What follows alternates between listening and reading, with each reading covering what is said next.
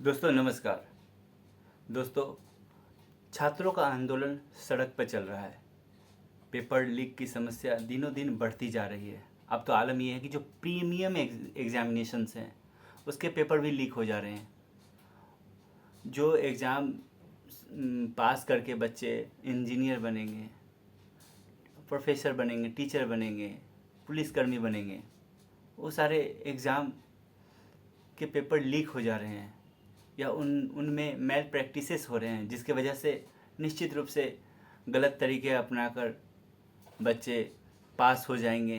फिर लेकिन सोचिए कि फ्यूचर में जाके वह किस तरह के प्रोफेशनल बनेंगे। वैसे ही डॉक्टर बनेंगे जो किडनी के व्यापार करते हैं। आपको याद हो गुड़गांव में रैकेट चलता था किडनीज के। फिर आपको याद हो कि ऐसा ही मामला लखनऊ में भी हुआ था, जहां इंसानों को बकरी का खून चढ़ा दिया जाता था।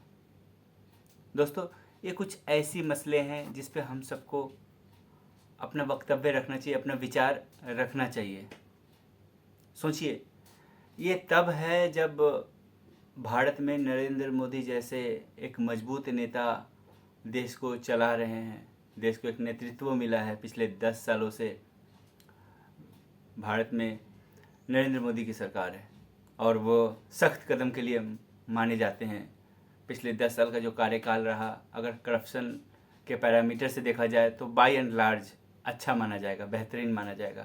लेकिन ऐसे में पेपर लीक की इस तरह की घटनाएं डेंट बनाता है, उनकी इमेज को कलंकित करता है।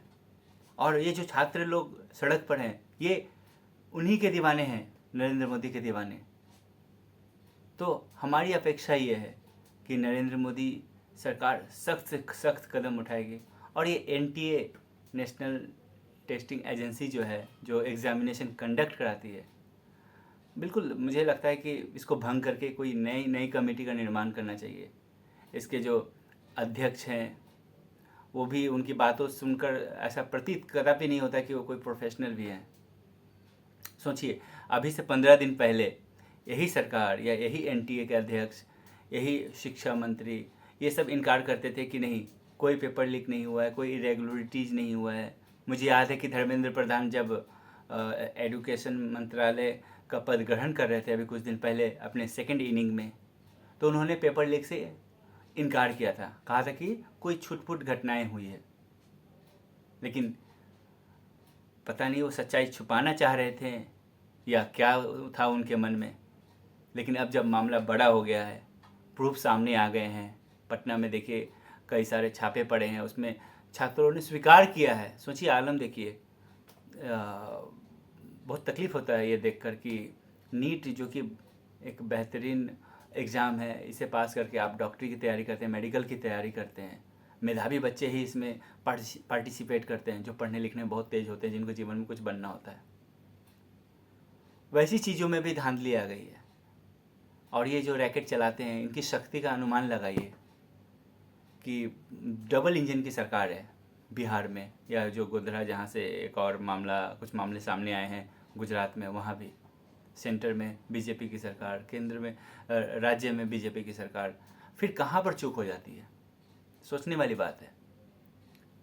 शिक्षा मंत्री खुद छिपाने की कोशिश करते हैं, स्वीकार नहीं करते हैं। अभी अभी उन्होंने एक प्रेस कॉन्फ्रेंस किया, अच्छी बात रही कि उन्होंने मोरल अकाउंटेबिलिटी ली है, रिस्पॉन्सिबिलिटी ली है। कहा है कि ये मेरी नैतिक जिम्मेदारी और मैं जिम्मेदारी लेता हूँ, इसमें कुछ गलत हुआ है। दोस्तों सोचिए, जिन छात्रों को, छात्र छात्राओं का काम है पढ़ाई करना, समय किताबों के साथ बिताना, उन्हें सड़क पर उतरना पड़ता है। ये दुर्भाग्य वाली बात है। लोकतंत्र कहते हैं लोगों का तंत्र, जहाँ पर जनता के हित को सबसे ऊपर रखा जाता है। लेकिन यहाँ हमारे देश के मंत्री या बड़े बड़े ब्यूरोक्रेट्स या एनटीए जैसे संस्थाएं, ये केवल अपना हित सबसे पहले रखते हैं, पहले अपने आप को बचाते हैं। अरे भाई, गलत हुआ है तो गलती स्वीकार कीजिए, फर्स्ट डे पे स्वीकार कीजिए। इतना दिन क्यों लग गया आपको सही कदम उठाने में? ये कदम आप पहले उठाते तो एक अच्छा मैसेज जाता है, बच्चों को लगता है कि हाँ, ऊपर जो बैठा पदाधिकारी है या मंत्री है वो हमारे बारे में सोचते हैं। लेकिन उनको सड़क पर आंदोलन करना पड़ा। जब मुद्दा पूरा राजनीतिक रंग ले लिया और सुप्रीम कोर्ट को दखल कर देना पड़ा, तब जाकर ये सही स्टैंड लिए हैं, तब जाकर धर्मेंद्र प्रधान जो कि शिक्षा मंत्री इस देश के, उनका टोन चेंज हुआ है। It was not expected. कम से कम नरेंद्र मोदी की सरकार से तो हम ऐसी अपेक्षा नहीं करते हैं। हम अपेक्षा करते हैं कि नरेंद्र मोदी सरकार लोगों के भविष्य को सबसे पहले, सबसे आगे रखेंगे, क्योंकि नरेंद्र मोदी सरकार देखिए कम्युनिकेशन करते हैं, वो बच्चों से बात करती है सरकार, खासकर मोदी पर्सनली। आपको याद हो तो परीक्षा पे चर्चा जैसे प्रोग्राम भी चलाते हैं जिसमें छात्रों से डायरेक्ट इंटरेक्शन होती है उनको।